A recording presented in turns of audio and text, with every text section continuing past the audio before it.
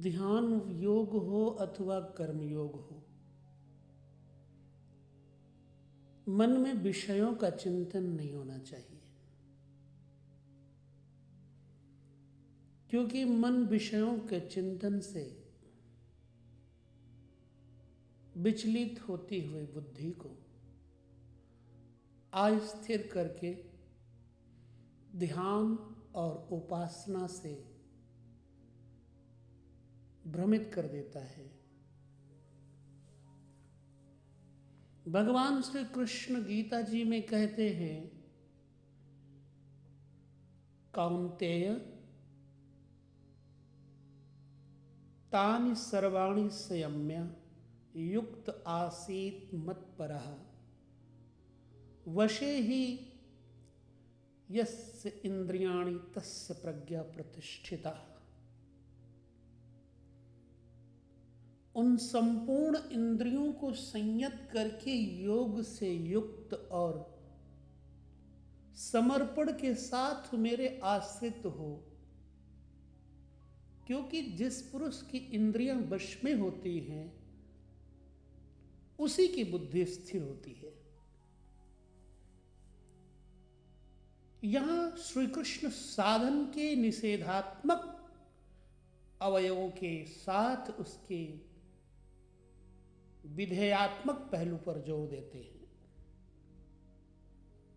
केवल संयम और निषेध से इंद्रियां वश में नहीं होती, समर्पण के साथ इष्ट चिंतन जरूरी है। इष्ट चिंतन के अभाव में विषय चिंतन होगा, जिसके कुपरिणाम श्री कृष्ण के ही शब्दों में श्लोक 62 अध्याय 2 में देखें। भगवान कहते हैं कि ध्यायतो विषयान पुंसः संगस्ते सुपजायते संगात संजायते कामः कामात् क्रोधोभिजायते। विषयों का चिंतन करने वाले पुरुष की उन विषयों में आसक्ति हो जाती है। आसक्ति से कामना उत्पन्न होती है। कामना पूर्ति में व्यवधान आने से क्रोध उत्पन्न होता है।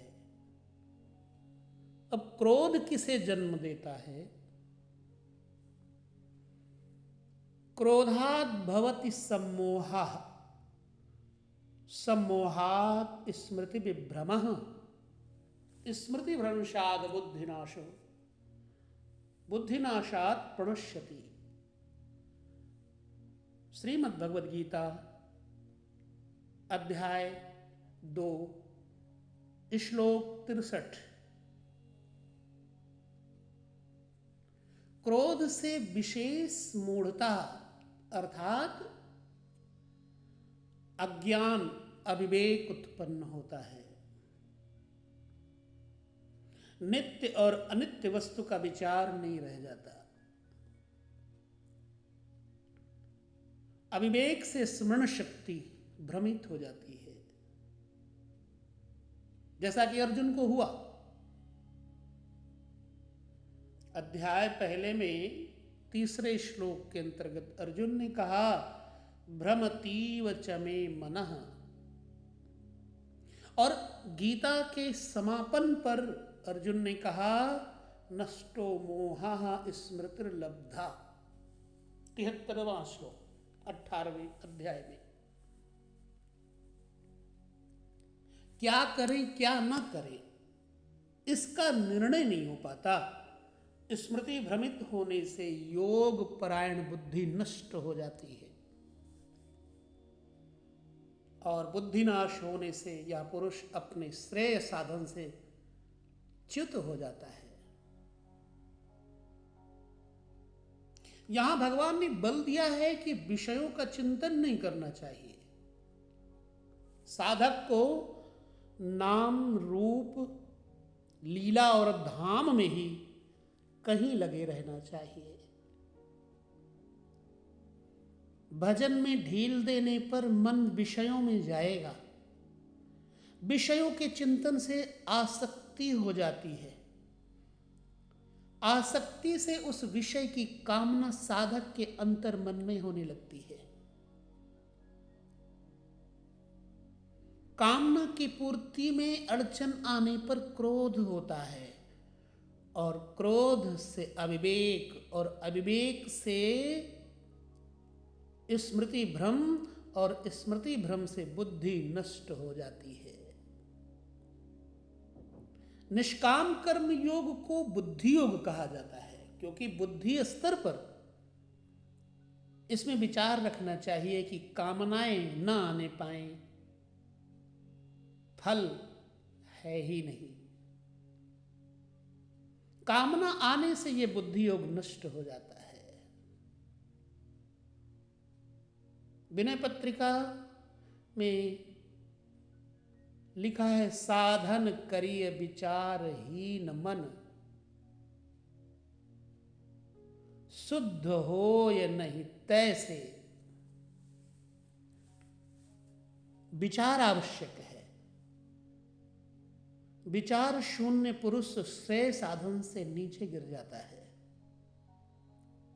साधन क्रम टूट जाता है, सर्वथा नष्ट नहीं होता। भोग के पश्चात साधन वहीं से पुनः आरंभ होता है जहां अवरुद्ध हुआ था। ये तो विषयाभिमुख साधक की गति है। स्वाधीन अंतःकरण वाला साधक किस गति को प्राप्त होता है, इस पर श्री कृष्ण कहते हैं कि राग द्वेष वियुक्तस्तु विषयान इंद्रियश्चरन् आत्मवश्यैर विधेयात्मा प्रसादम अधिगच्छति। आत्मा की विधि को प्राप्त प्रत्यक्षदर्शी महापुरुष राग द्वेष से रहित, वश में की हुई अपनी इंद्रियों द्वारा विषयों में विचरता हुआ भी प्रसादम अधिगच्छति, अंतःकरण की निर्मलता को प्राप्त होता है। वो अपनी भाव दृष्टि में रहता है। महापुरुष के लिए विधि निषेध नहीं रह जाते, उसके लिए कहीं अशुभ नहीं रहता जिससे वो बचाव करे, तथा उसके लिए कोई शुभ शेष नहीं रह जाता जिसकी वो कामना करे। बहुत सुंदर शब्द कहा है कि प्रसादे सर्व दुखानां हानिरस्योपजायते प्रसन्न चेतसो ह्याशु बुद्धि पर्यवतिष्ठते। अध्याय दूसरे में 65वें श्लोक में भगवान ने स्पष्ट कह दिया कि भगवान के पूर्ण कृपा प्रसाद, भगवत्ता से संयुक्त होने पर उसके संपूर्ण दुखों का अभाव हो जाता है। दुखालयम अशाश्वतम। 8वें अध्याय के 15वें श्लोक में दुखालयम अशाश्वतम, संसार का अभाव हो जाता है और उस प्रसन्न चित्त वाले पुरुष की बुद्धि शीघ्र ही अच्छी प्रकार स्थिर हो जाती है। किंतु जो योग युक्त नहीं है उसकी दशा पर प्रकाश डालते हैं। 66वें श्लोक में भगवान कहते हैं द्वितीय अध्याय के कि नास्ति बुद्धिर अयुक्तस्य न च अयुक्तस्य भावना न च भावयतः शांतिर अशांतस्य कुतः सुखम।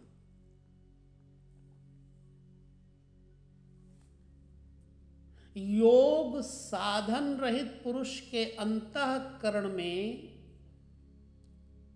निष्काम कर्म युक्त बुद्धि नहीं होती। उस अयुक्त के अंतःकरण में भाव भी नहीं होता। भावना रहित पुरुष को शांति कहां, और अशांति है तो सुख कहां। योग क्रिया करने से कुछ दिखाई पड़ने पर ही भाव बनता है, कि जाने बिन न होए परतीति, और बिन परतीत होए नहीं प्रीति। भावना बिना शांति नहीं मिलती, और शांति रहित पुरुष को सुख अर्थात शाश्वत सनातन की प्राप्ति नहीं होती है। इंद्रियाणाम ही चरताम यन मनोनुविधीयते तदस्य हति प्रज्ञां वायुर्नाव मीमांभसी। जल में नाव को जिस प्रकार वायु हरण करके लक्ष्य से दूर कर देती है, ठीक वैसे ही विषयों में विचरण करते हुए इंद्रियों में जिस इंद्रिय के साथ मन रहता है, वह एक ही इंद्रिय उस अयुक्त पुरुष की बुद्धि को हर लेती है। अतः योग का आचरण अनिवार्य है। क्रियात्मक आचरण पर श्री कृष्ण बल देते हैं। तस्माद्यस्य महाबाहो निगृहीतानि सर्वशः इंद्रियाणि इंद्रियार्थेभ्यस्तस्य प्रज्ञा प्रतिष्ठिता। इससे हे महाबाहो, जिस पुरुष की इंद्रियों के विषयों से सर्वथा वश में की हुई होती हैं, उसकी बुद्धि स्थिर होती है। बाहु कार्यक्षेत्र का प्रतीक है।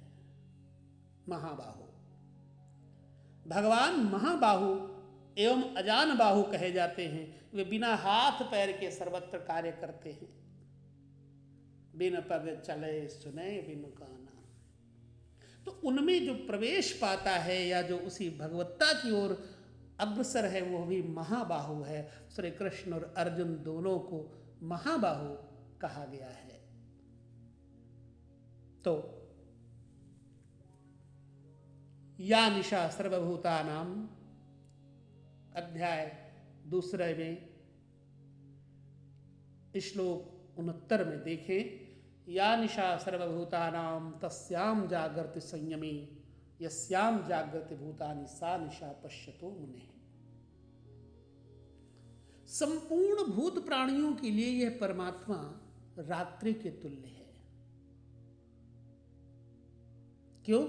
कि दिखाई नहीं देता, ना विचार ही काम करता है, इसलिए रात्रि के समान है। उस रात्रि में परमात्मा में संयमी पुरुष भली प्रकार देखता है, चलता है, जागता है, क्योंकि वहां उसकी पकड़ है। योगी इंद्रियों के संयम द्वारा उसमें प्रवेश पा जाता है। जिस नाशवान सांसारिक सुख भोग के लिए संपूर्ण प्राणी रात दिन परिश्रम करते हैं, योगी के लिए वही निशा है। मानस में लिखा है कि रामा बिलासो राम अनुरागी तजत बमन जिमि जन बड़ भागी। जो योगी परमार्थ पथ में निरंतर सजग और भौतिक ऐषणाओं से सर्वथा निष्प्रिय है, वही उस इष्ट में प्रवेश पाता है। वह रहता तो संसार में ही है, किंतु संसार का उस पर प्रभाव नहीं पड़ता। अब महापुरुष की इस रहनी का चित्रण देखें। श्लोक 70 में 2 अध्याय की। आपूर्यमाणं मचल प्रतिष्ठं समुद्रमापः प्रविशन्ति यद्वत् तद्वत् कामायं प्रविशन्ति सर्वे स शान्तिमाप्नोति न काम कामी। मतलब जैसे सब ओर से परिपूर्ण अचल प्रतिष्ठा वाले समुद्र में नदियों के जल उसको चलायमान न करते हुए बड़े वेग से उसमें समा जाते हैं, ठीक वैसे ही परमात्मा में स्थित प्रज्ञ पुरुष में संपूर्ण भोग विकार उत्पन्न किए बिना समा जाते हैं। ऐसा पुरुष परम शांति को प्राप्त होता है, न कि भोगों को चाहने वाला। भयंकर वेग से बहने वाली हजारों नदियों के स्रोत फसल को नष्ट करते हुए, हत्याएं करते हुए, नगरों को डुबोते हुए, हाहाकार मचाते हुए बड़े वेग से समुद्र में गिरते हैं, किंतु समुद्र को ना 1 इंच ऊपर उठा पाते हैं और ना गिरा ही पाते हैं, बल्कि उसी में समाहित हो जाते हैं। ठीक इसी प्रकार स्थित प्रज्ञ महापुरुष के प्रति संपूर्ण भोग उतने ही वेग से आते हैं, किंतु समाहित हो जाते हैं। उन महापुरुषों में न शुभ संस्कार डाल पाते हैं न अशुभ। योगी के कर्म अशुक्ल और अकृष्ण होते हैं, क्योंकि जिस चित्त पर संस्कार पड़ते हैं उसका निरोध और विलीनीकरण हो गया। इसके साथ ही भगवत्ता की स्थिति आ गई। अब संस्कार पड़े भी तो कहां पड़े। इस एक ही श्लोक में श्री कृष्ण ने अर्जुन के कई प्रश्नों का समाधान कर दिया। उसकी जिज्ञासा थी कि स्थित प्रज्ञ महापुरुष के लक्षण क्या है, वो कैसे बोलता है, कैसे बैठता है, कैसे चलता है। श्री कृष्ण ने एक ही शब्द में उत्तर दिया कि वे समुद्रवत होते हैं।